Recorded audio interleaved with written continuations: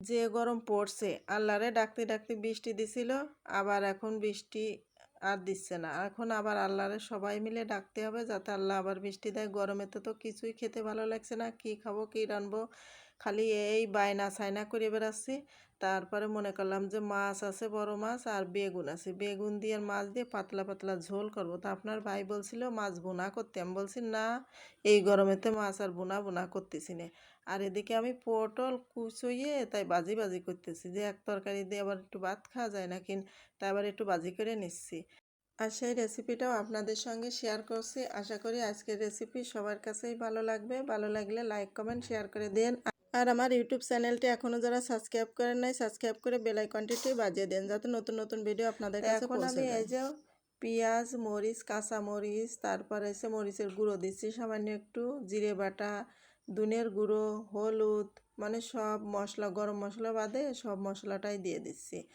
দিয়ে তারপরে মশলাটা একটু কষিয়ে নিচ্ছি। আর যে গরম পড়তেছে, আমার ছেলে স্কুলিতে আইসে একদম হাত পাতায় পড়েছে আর বলতেছে আম্মু গো আর স্কুলে যাব না, এই গরমের মধ্যে স্কুলে আর যেতে পারবো না।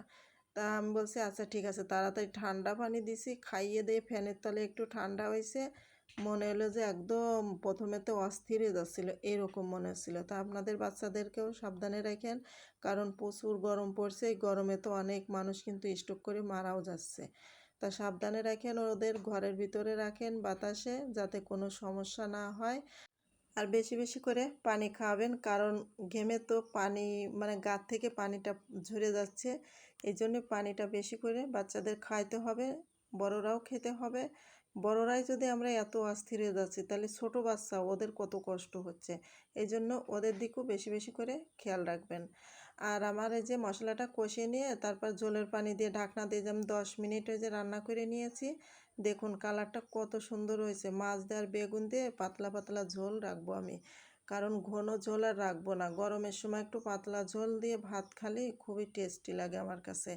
ঘন ঝোল আমার কাছে ভালো লাগে, কিন্তু এই এখন গরমের সময় আমি ঘন ঝোল পছন্দ করি না, পাতলা ঝোলটাই ভালো লাগে। এই জন্যে ঝোল একটু পাতলা পাতলা করে রাখবো।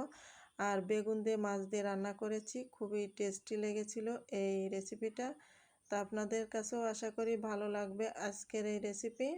তা আমি যেভাবে আজকে রান্না করলাম, আপনারাও বেগুন আর মাছ দিয়ে আর আলু দিয়ে এইভাবে একদিন রান্না করে খেয়ে দেখেন, খুবই টেস্টি লাগে। এখন আমি মাছগুলো দিয়ে দিচ্ছি এক একটা করে। এখানে আমি রুই মাছ নিয়েছি, রুই মাছ দিয়ে আর বেগুন দিয়ে রান্না করছি। এখন ঝোলটা আবার একটু চাখিয়ে দেখছি যে লবণ ঠিকঠাক আছে কিনা। মাশাআল্লাহ, লবণও ঠিক আছে আর টেস্টিও হয়েছে, অনেক সুন্দর হয়েছে।